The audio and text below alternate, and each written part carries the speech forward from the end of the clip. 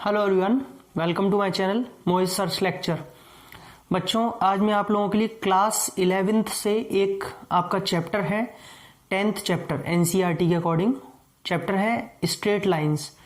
तो straight lines का जो है मैं आपको जो है यहाँ पे इंट्रोडक्शन दूंगा और उसमें स्लोप वगैरह कैसे क्या होता है वो सारी चीज़ें बताऊंगा। तो चलिए स्टार्ट करते हैं। अगर आपको वीडियो अच्छी लगी तो प्लीज़ लाइक कीजिए, शेयर कीजिएगा। देखिए स्ट्रेट लाइन,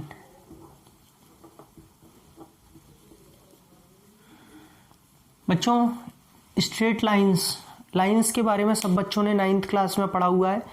वो सारा कुछ बताने की ज़रूरत नहीं है कि लाइन क्या होती है, कैसे रे होती है, ठीक है, लाइन सेगमेंट, वो सारी चीज़ें आपने पढ़ रखी हैं, डेफिनेशंस वो अब आती भी नहीं है 11th में।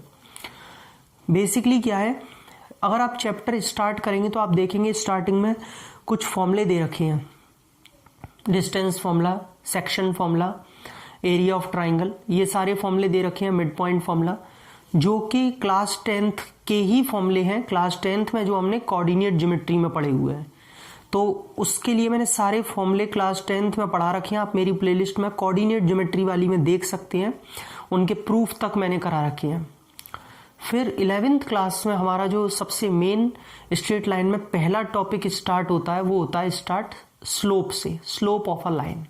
तो मैं भी उसी टॉपिक से स्टार्ट करूंगा कि देखिए स्लोप ऑफ अ लाइन क्या होता है, ठीक है, ताकि आपका टाइम वेस्ट ना हो। स्लोप ऑफ अ लाइन, तो बेसिकली आज मैं आपको स्लोप के बारे में बताऊंगा, ठीक है, ये चीज पता चल गई। और मैं छोटे छोटे पार्ट्स में छोटी छोटी वीडियोस बना बना के आपको इनके कॉन्सेप्ट समझाऊंगा, ताकि आपको बोरियत भी ना हो, वीडियो बहुत लंबी ना हो, लेंदी ना हो, और इसी तरीके से हम पूरे चैप्टर को ख़त्म करेंगे। देखिए स्लोप ऑफ अ लाइन क्या होता है। सबसे पहले तो स्लोप ऑफ अ लाइन को एम से डिनोट किया जाता है। स्लोप को समझने से पहले एंगल ऑफ इंक्लिनेशन समझ लीजिए कैसे क्या होता है। देखिए मान लेते हैं कि ये कार्टेशियन प्लेन है। भैया लाइन थोड़ी टेढ़ी मेढ़ी बन गई हो तो समझ जाइएगा, ठीक है। हाँ, लाइन थोड़ी टेढ़ी है, चलो मैं दोबारा से बना देता हूँ ताकि बहुत ज़्यादा ऑड ना लगे। हाँ भाई, ये कार्टेशियन प्लेन है। सपोज कोई लाइन है, ये लाइन है एल कोई भी, ठीक है, जो थीटा एंगल बना रही है। सबसे पहले इंक्लिनेशन समझते हैं। कोई भी एक line L positive direction of x axis के साथ एंटी क्लॉकवाइज डायरेक्शन में, एंटी क्लॉकवाइज डायरेक्शन में जो एंगल बनाती है इसको कहते हैं इंक्लिनेशन, ठीक है। फिर से एक बार बोल देता हूं, कोई भी line L positive direction of x axis के साथ एंटी क्लॉकवाइज डायरेक्शन में जो एंगल बनाती है, इस एंगल को कहते हैं इंक्लिनेशन। लाइन का इंक्लिनेशन कितना है, एंगल ऑफ इंक्लिनेशन, और उस एंगल का जो tan रेशियो होता है, मतलब tan theta, that is called slope of the line. यानी कि यहां से अगर हम स्लोप को समझें तो m इज इक्वल्स टू होता है tan theta, where theta is the angle, theta वो एंगल है जो कि लाइन एल बना रही है positive direction of x axis के साथ, और वो भी एंटी क्लॉकवाइज डायरेक्शन में। क्लियर हो गया इतनी? तो यानी कि हमारे पास में स्लोप का फॉर्मूला है m is equal to tan theta. अब देखिए यहां पे क्या होगा, अलग अलग कंडीशंस बनती हैं, सारी चीजें सुनिए ताकि आपको स्लोप कवर हो जाए, ठीक। अगर यहां पर थीटा आपको दे रखा है, मान लेते हैं 60 डिग्री सपोज, ठीक। अच्छा, स्लोप का मतलब क्या होता है, कुछ लोग ये सोच रहे होंगे बच्चों, स्लोप का मतलब होता है एक तरीके से स्टीपनेस, कि वो लाइन का झुकाव कितना है एक्स एक्सिस के साथ में, ठीक है, वो चीज आपको स्लोप बताता है। तो अगर मान लीजिए theta is equal to 60 degree है, देन आपसे कोई पूछे कि उस लाइन एल का स्लोप कितना है, तो m is equal to tan 60 हो जाएगा, थीटा की जगह ही रख देंगे, यानी कि √3। तो इस लाइन एल का जो 60 डिग्री एंगल बना रही है एक्स एक्सिस के साथ, उसका स्लोप कितना है, √3, 1.732, ठीक। अब आगे की बात करते हैं क्योंकि इसमें अलग अलग कई सारी कंडीशंस बनती हैं। अच्छा, पहले तो एक चीज समझ लीजिएगा, कोई भी लाइन एल जो होगी वो एक्स एक्सिस के साथ में दो ही एंगल बनाएगी सिर्फ। अगर पहला थीटा बनाएगी तो दूसरा कितना होगा, 180 माइनस थीटा। यानी कि कोई भी लाइन जो है एल वो एक्स एक्सिस के साथ में दो एंगल बनाएगी और वो दोनों ही आपस में सप्लीमेंट्री होंगे, जिन दोनों का सम 180 डिग्री होगा। तो अगर एक थीटा है तो दूसरा 180 माइनस थीटा। अब ये लाइन अभी 60 डिग्री के साथ टिल्टेड है सपोज, लेकिन ये लाइन जरूरी थोड़ी है, ये लाइन एक्स एक्सिस के पैरेलल भी तो हो सकती है, लाइक दिस। जैसे मान लीजिए कि ये एक्स एक्सिस है, ये वाई एक्सिस है।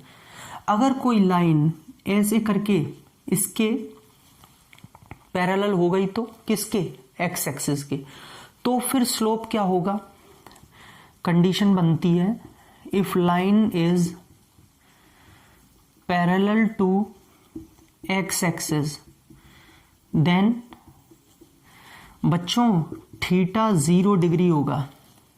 अगर वो लाइन एक्स एक्सिस के पैरेलल है तो एक्स एक्सिस के पैरेलल होने पर अगर दो लाइन पैरेलल है तो उनके बीच में एंगल कितना होता है, 0 डिग्री। और अगर 0 डिग्री होगा तो स्लोप आ जाएगा m is equal to tan 0, और tan 0 होता है 0, यानी कि उसका स्लोप हो गया 0, कोई झुकाव ही नहीं है। बिल्कुल सही बात है, एक्स एक्सिस के साथ पैरेलल निकल गई, उससे कितना एंगल बना रही है, कुछ नहीं, 0 डिग्री। तो स्लोप कितना, 0। समझ में आ गया।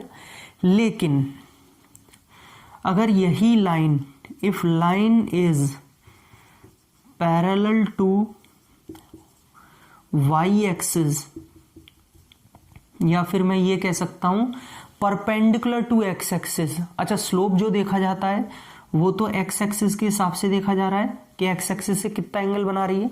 यानी कि अगर कोई लाइन एल ऐसे है जो एक्स एक्सिस के परपेंडिकुलर है या फिर वाई एक्सिस के पैरेलल है, कैसे भी बोल लीजिए, वाई के पैरेलल है ये और एक्स के परपेंडिकुलर है, तो थीटा हो जाएगा 90 डिग्री और फिर स्लोप tan 90 हो जाएगा। tan 90 होता है नॉट डिफाइंड, 10th क्लास में पढ़े थे, tan 90 नॉट डिफाइंड। यानी कि कोई भी ऐसी लाइन जो पैरेलल टू वाई एक्सिस हो या एक्स एक्सिस के परपेंडिकुलर हो, उसका स्लोप डिफाइंड नहीं हो सकता, नॉट डिफाइंड होता है।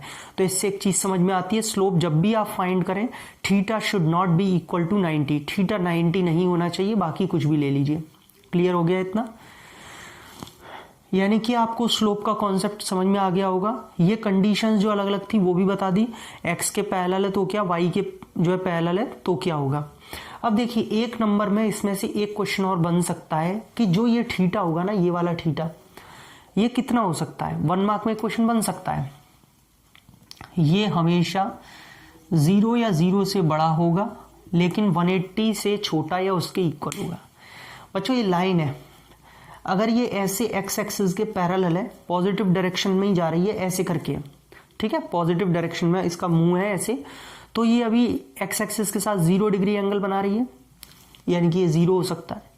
अच्छा, जैसे ये कुछ एंगल ऐसे करके इंक्लाइन करेगी, ऐसे करके ऊपर जाएगी इसकी तरह, तो 0 से बड़ी हो जाएगी। लेकिन वही लाइन जब लौट करके पूरी दूसरी तरफ उसका जब जो है डायरेक्शन हो जाएगा, पहले इधर थी लेकिन जब वो पूरा हाफ सर्कल यहाँ पे बना के ऐसे हो जाएगी अगर दूसरी तरफ, तो बच्चों एंगल कितना हो जाएगा, 180, यानी कि थीटा 180 भी हो सकता है।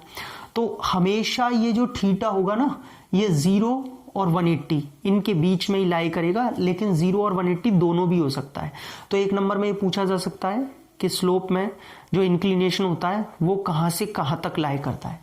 ठीक है, आपको ये ध्यान रखना है। तो आई होप कि आपको स्लोप ये क्लियर हो गया होगा जब वो एक्स एक्सिस के साथ में कोई एंगल बना रहा है, पॉजिटिव एक्स एक्सिस के साथ। ठीक है, अब देखिए, इस चैप्टर में स्लोप के बहुत सारे कॉन्सेप्ट हैं और स्लोप कई तरीके से फाइंड किया जा रहा है। अभी आएगा कि जब कोई लाइन पर 2 पॉइंट्स लाई कर रहे हों, 2 कोऑर्डिनेट्स दिए हों, तब स्लोप क्या होगा उस लाइन का, है ना। कोई लाइन एक पॉइंट से पास हो रही हो तब क्या स्लोप होगा उसका। तो ऐसे करके स्लोप के बहुत सारे कॉन्सेप्ट हैं जो मैं आगे धीमे धीमे छोटी छोटी वीडियोस बना के आपको उनके कॉन्सेप्ट विद क्वेश्चंस, कुछ क्वेश्चंस भी सॉल्व करा के बहुत अच्छे समझाता रहूँगा और इस चैप्टर को हम ऐसे ही फिनिश करेंगे। लेकिन आज सिर्फ स्लोप में आज के लिए इतना ही, ताकि आपको स्लोप क्लियर हो जाए होता क्या है। ठीक है, अगर आपको ये वीडियो अच्छी लगी हो तो प्लीज़ वीडियो को लाइक करें, सब्सक्राइब करें मेरे चैनल को, ज़्यादा से ज़्यादा शेयर करें ताकि आपके लिए मैं ऐसी वीडियोस लाता रहूं। सब्सक्राइब करने के बाद में बेल आइकन को ज़रूर हिट करें ताकि आपको सारी नोटिफिकेशन मिले, और डिस्क्रिप्शन में मैं अपने पेजेस का लिंक दे दूंगा जहां आप मुझे फॉलो कर सकते हैं। Thank you so much.